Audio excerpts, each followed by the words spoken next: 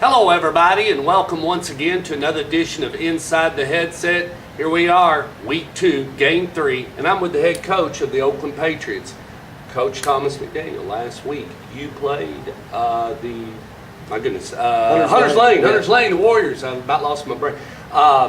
You had first look, and then you went into the radio show on Saturday. Once you take it from there, you've now had a chance to kind of look at the video and go deeper inside the onion, peel back some of the layers, and talk to me a little bit about what you saw that the Patriots did well and the Patriots really need to work on. It's early this morning. It's 10:30. Are you up? Are you ready? Yeah.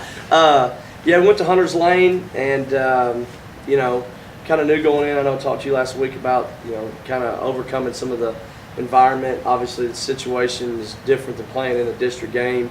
There wasn't a lot of people there. It was close friends and family. And nice school, nice stadium, but it was just, they're struggling right now. And they've only got, I think the paper said 27, but Coach Darnell's, I think, kind of letting some of them work their way back on the team as they put their time in. So they probably had about 40 kids in all. I guess for me, the biggest thing I took away from it looking back is, number one, the way we handled going into an environment like that. Especially with a young team, you worry about them kind of playing down to the level of competition, maybe not being focused, goofing off, or just, a variety of things that can happen. And we didn't have any distractions, so I was very pleased with that. We had a good week of practice leading up to the game, and felt like we played well. Now obviously they're not of the caliber of a Blackman or Riverdale or Siegel or somebody like that, but our kids played hard. Was it a game you needed at this point? You need a game, period. You know what I'm saying? So I don't really know the answer to that question. I think. Obviously, when you have a young team, you want to build some confidence. But I do think the way our schedule looks right now, I think that the progression that we have is pretty favorable for us, so to speak. And I guess what I'm saying is, I think each week it gets a little tougher for the next couple of weeks. And so, again, we handled everything well. I thought I saw some good things on film. A lot of things that we got to clean up and do a better job of, but all in all, very pleased with Friday night. Special teams, everything okay with it as far as kickoffs, punts, returns? Yeah, we still got, I will say that we're playing a little more people on special teams than probably we will late in the season. I'm trying to get as many people on the field as possible, give them a chance to get evaluated and see that guy that maybe has been with us for a year or two that's, not worked their way into the depth chart, to see if they're good enough to run down on kickoff or maybe get on punt return, something, and let the film determine whether or not they can play against a Blackman or Siegel or so on. So got a lot of kids involved Friday night in the kicking game. We still have got to get more consistent on kickoff where we're putting the ball. Our punter, Alex Van Sennis, is doing a very nice job. But, it's like anything else until we get under the lights with big time competition. You're still yet to be determined on what you're going to see there. So excited about the future of our kicking game, but we still got some work to do. Let's shift and go to Laverne, Stanton Stevens. What are we looking at? What will Laverne bring on defense? What will they look like on offense? And what can Patriots fans expect to see on Friday night? Stanton is doing a good job of trying to I guess keep it simplistic enough to get his kids confident in something. And right now, right now their thing is lining up in the eye, and they're only running a couple plays and a little bit of play action off of it. And to me, when I look at them on film, I think that he's doing it's not me to criticize him. I'm just saying I think he's doing the right thing. I think he's trying to get good at something instead of be average at everything. And so he's really trying to establish the off-tackle running game, play action off of that. He's got a very good tailback.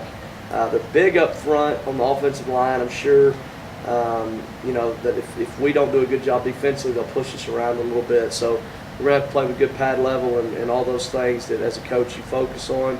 So that can be a little scary because I think they can keep the ball away from us.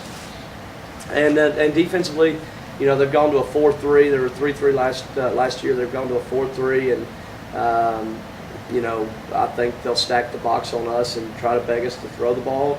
It's interesting for us right now, and I don't mind divulging anything. It just people are going to find out we look a little different than we have in the past. we're not playing a lot of tight end. We're not playing too tight end at all right now because of the depth and personnel. And we're kind of going a different direction. We're in the shotgun almost exclusively, which has not been our forte. And a lot of our offense has been no huddle. And so we didn't go into the fall camp thinking that was going to be the case. But as we're, kind of evaluating and seeing that, being in the gun and being no huddle is kind of working to our advantage right now. Our kids enjoy it. I really love it at practice, but get a lot done. Oh man, we're getting a lot of reps, and there's not a lot of wasted time, and I love that. So I really have enjoyed the change up. I still think there's a time and place where we need to be under center and be in the eye, and you'll see some of that Friday night against Laverne, and that'll always be in there. But we are expanding our offense and throwing it a little bit more, and we're getting more confident as we go. We've got 2 quarterbacks that I feel very confident in. I think we've got several wide receivers that I've got a lot of stock in now.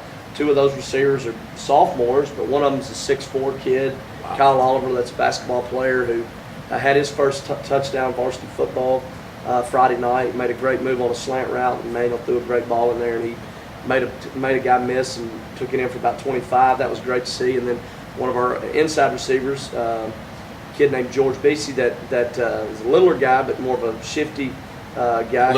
He caught a bubble route and took it about 20 for a touchdown. So both those guys are sophomores starting for us, but they had great nights Friday, and we feel like they need to get the ball. So, and I just think, me, one-dimensional, run it. That's what I like. But sometimes I feel like we're running into a brick wall and, trying to beat everybody just by saying we're tougher than you, we're stronger than you. And really sometimes there's an easier way to skin that cat. So we got to learn as coaches and as players how we can handle that. And that means some of it is me taking a step back, relaxing. Like I said, I don't like being in the shotgun because there's already something that can mess up. Right. But it'll be a progression, and I don't like going 3 and out and looking up and you ran 45 seconds off the clock either. But this is where we're at with our offense, and this is what I think gives our kids the best chance to compete. They're enjoying it, and I'm kind of excited to see where it goes. So, like I said, some differences for us and some differences that Laverne will have to handle when they play us. And then also, we're probably going to be dealing with some of the elements with the possibility of rain. That's creeping. That's creeping on us. Every other year, if we had rain, I'd say come on, because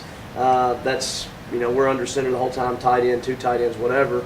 This year, I'm not worried about it too much. I'm anxious to see if it does rain, how we will handle it being in the shotgun. So, it'll be interesting to see what happens Friday. Let's close with one last thing. On Sunday, one of your mentors played in a game on ESPN2, and just talk about I'm sure I was wishing to be in the room with you, just to say what's he going to call next, Coach? What's his next move? But talk a little bit about that, because one of us possibly could face Maryville, and it was a lot of fun to see the guy you worked with. So I'll let you take it from there. Yeah, it was awesome to see Coach Rankin and Alcoa on TV on ESPN2.